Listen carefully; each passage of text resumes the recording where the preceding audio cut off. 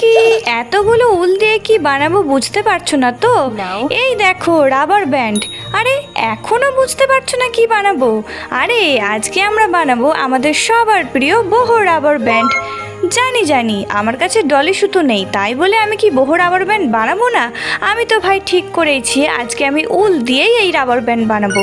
Rubber band বানানোর main কাজটা হলো বিনুনি করা। সেটা যখন কমপ্লিট তাহলে তার সঙ্গে কিছু কড়ি, কিছু চাংস, মিরর্স অ্যাড করে দিলেই তো আমাদের রাবার ব্যান্ড কমপ্লিট।